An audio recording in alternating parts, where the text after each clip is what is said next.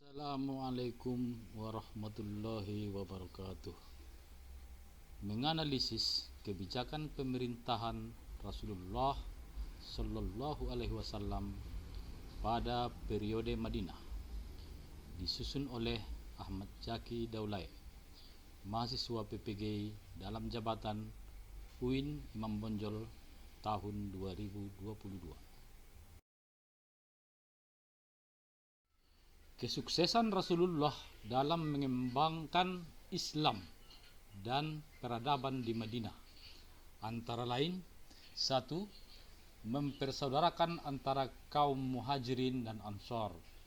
2. Meletakkan dasar-dasar politik dan tatanan sosial masyarakat. 3. Mendirikan masjid. 4. Menciptakan kesejahteraan umum. 5. Mengembangkan pendidikan dan dakwah. Ada dua faktor yang menjadi rahasia kesuksesan Nabi Muhammad Sallallahu Alaihi Wasallam dalam dakwahnya. A. Faktor internal. B. Faktor eksternal.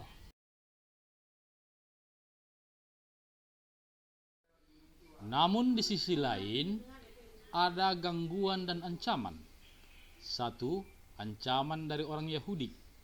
2. Ancaman dari orang munafik. 3. Ancaman dari orang-orang kafir Quraisy. Rasulullah Shallallahu Alaihi Wasallam bersikap tegas karena pada waktu itu ayat mengenai peperangan telah turun. Umat Islam diizinkan berperang dalam dua hal. 1. Untuk mempertahankan diri dan melindungi hak-hak miliknya. 2. Menjaga keselamatan dalam penyebaran kepercayaan dan mempertahankannya dari orang-orang yang menghalang-halangi. Ada beberapa peperangan di masa Nabi Muhammad SAW yang mana dibagi menjadi dua, yaitu Ghazwah, peperangan yang diikuti langsung oleh Rasulullah Shallallahu Alaihi Wasallam. Ini terjadi sebanyak 27 kali peperangan. Yang kedua, Sariyah, peperangan yang terjadi di masa Rasulullah Shallallahu Alaihi Wasallam dan tidak diikuti olehnya, terjadi sebanyak 28 kali peperangan. Di antara perang tersebut ada namanya Perang Badar yang terjadi tanggal 17 Ramadan tahun 2 Hijriah bertepatan dengan 8 Januari 623 Masehi. Peperangan dimulai dengan perang tanding 1 lawan 1 dari pihak Quraisy, yaitu Utbah, Saibah bin Rabi'ah dan Al-Walid Utbah. Dari kaum muslimin diwakili Ubaidah bin Haris, Ali bin Abi Thalib dan Hamzah bin Abdul Muthalib. Yang kedua, Perang Uhud yang terjadi tahun ketiga Hijriah bertepatan dengan bulan Januari tahun 625 Masehi. Peperangan terjadi di Gunung Uhud sebelah utara kota Madinah karena kaum Quraisy ingin membalas kekalahan di Perang Badar sebelumnya. Pada mulanya, kaum muslimin sudah menang dan kaum Quraisy meninggalkan hartanya. Disebabkan kaum muslimin, khususnya pasukan pemanah, turun dari tempatnya untuk berbagi harta rampasan. Pos kaum muslimin kosong. Saat itu Khalid bin Walid, pasukan kuda kaum Quraisy, mendapat kesempatan menerobos kaum muslimin. Kaum muslimin kocar-kacir, akhirnya kemenangan sudah di tangan sebelumnya, sekarang menjadi sirna disebabkan oleh godaan dunia, yaitu harta rampasan perang. Kemenangan berpindah tangan kepada kaum kafir Quraisy.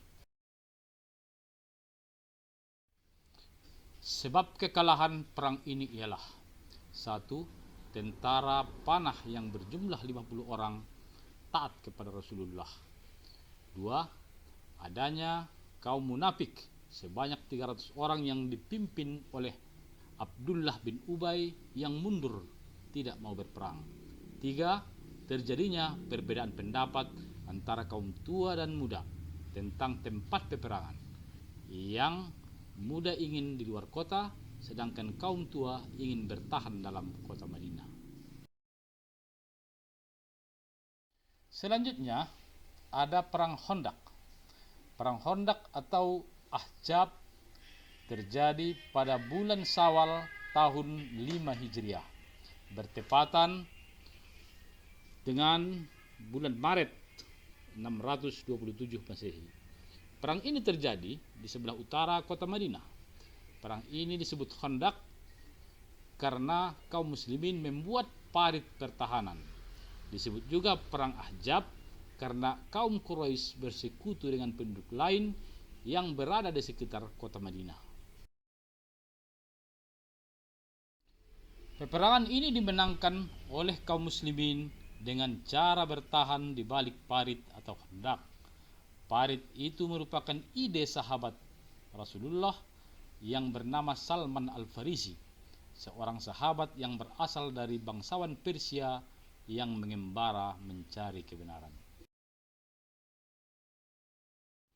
6 tahun tidak mengunjungi Mekah untuk melakukan umroh, berangkatlah 1000 orang bersama Rasulullah SAW berpakaian ihram.